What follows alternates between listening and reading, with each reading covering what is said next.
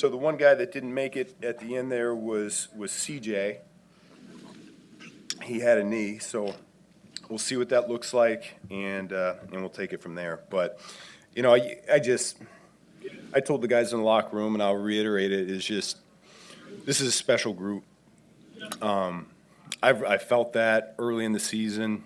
You know, you get with some of those wins, the Raiders game and, you know, the Washington game, and, you know, and you start feeling it, the belief coming, and this just doesn't – this group, I'm talking about coaches and players combined, it's rare. It really is. And I can't say enough good things about the people in this building. You know, Ryan's done a great job bringing this collection of people together, and man, they're mentally tough. They're physically tough.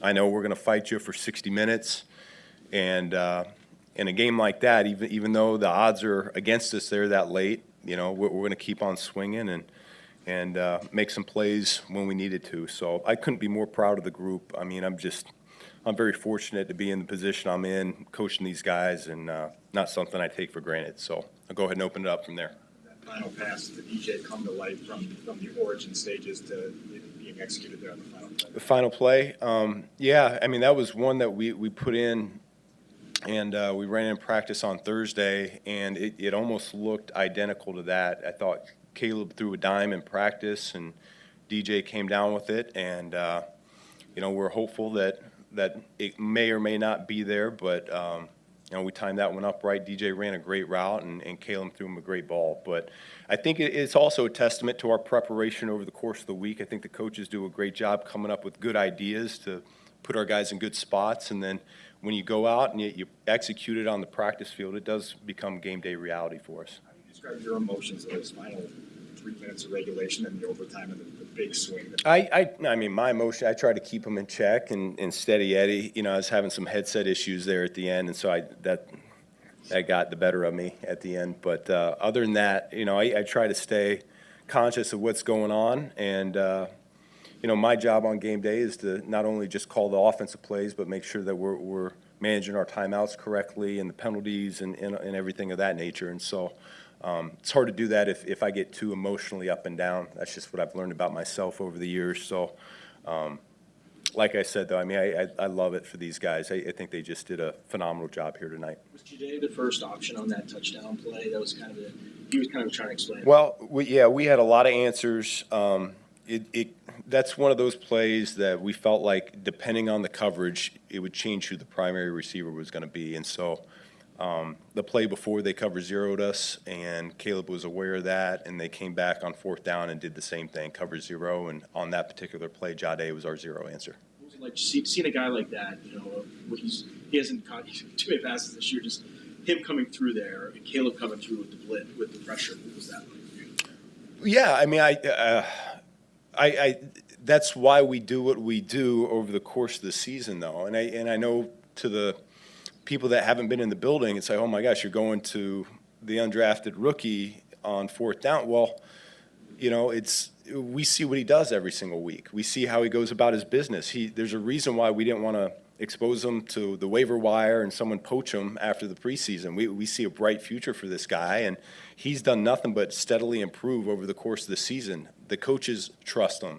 Caleb trusts him. And so when it's a big moment like that, and you're not sure exactly what coverage they're going to be in, as I described the play, anybody could get that ball depending on what they call. Yeah, I had a lot of confidence that he was going to come down and get it, and so does Caleb. So that's where we're at as a team right now. I feel like everyone trusts that whoever's out there on game day, they're going to come through for us. It doesn't matter who it is at this point. Field goals were a premium for you guys. What was your reaction to how Cairo handled the gusty conditions? He did a phenomenal job, and I think that's a big asset for us. He's been here. He understands that wind. He does a great job in practice. He gets a lot of time on task with it. Yeah, I thought he handled it really, really well, and huge reason why he got a game ball. What went into the decision to go for the extra point on the tying TD rather than 2-point? Well, 2-point conversion percentage is under 50%, so I felt like we had a above 50% chance to win it in overtime. When you see Caleb's resilience, when you see tonight tonight and a lot of other games where he's not producing a lot for a while and then really finishes with a flourish at the end. What do you think that says about his long-term potential? I think, yeah, it's hard for me to comment entirely on his performance just off the cuff like this, but you know, he came through and he always makes plays when needed. He's clutch like that. We'll go back, we'll look at anything that we could have done better over the course of the game, but I thought he always keeps a level head. He understands the situation so well. You know, we're down by 2 scores, and hey, we got to score as fast as we can here. Got it. You know, and he's all over it, trying to work as quickly as we can. And you know, I think he gets better every single week, Jason. I think that's something we keep talking about, and I really do think he is playing some of his best football right now of the year. How good is it for his development to be in these games, to be in this intense playoff race, and theoretically after this, the playoffs themselves? Yeah, I mean, it's I think it's good for our entire team. Hey, we got a lot of guys that don't have playoff experience or don't have you know, meaningful games in December experience, right? I mean, it's when you look at it, and so it's a little bit foreign territory for a number of them. We talk about keeping our poise and what it takes to win these games, and you know, I think we're going to continue to get better and learn how to handle them. What I wasn't happy with here today were the number of penalties we had. We had a couple of those, you know, 15-yard variety that I thought we could have, you know, done a better job just making sure we didn't commit those, and that would have helped us a long way. And again, especially with the weather being the way it was, every yard mattered in a game like this. So overall, though, I think they handled it really well. The opening drive ended with that play with snap over Kyle's head. What was your thought process of going to that particular play and what you were trying to get done? Well, yeah, I mean, it's we got our short yardage plays during the week, and that was one that felt strongly about, obviously. And probably last thing in my mind was that the ball was going to go over the head. What made you feel strongly about that, given that was not something we see every week from you guys there? Just what I saw on tape and what it looked like in practice during the week. And you The have belief been, of this team, you described it as rare.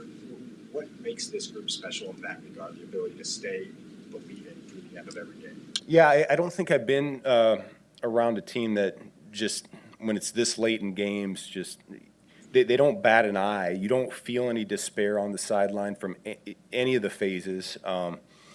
You know, you might feel it in the stadium a little bit. You know, I could feel the fans kind of coming to life again, you know, once we got a little momentum going in the fourth quarter. But our guys, they don't miss a beat. They just keep plucking along, and you know, they know good things will come if we just keep on swinging away. And speaking of that, you've now been through a full season of Bears-Packers rivalry. What are your reactions to it now, and how much can a game like this add juice to the rivalry when Chicago hasn't had a lot of success recently? Yeah, no, I mean, this has always been a big one. You know, it's my first 2 games, obviously, with it, but you know, it means a lot to the people in the organization. It means a lot to the city of Chicago. You know, and it came down to the wire, really, in both the games. So it's going to be an exciting future, I think.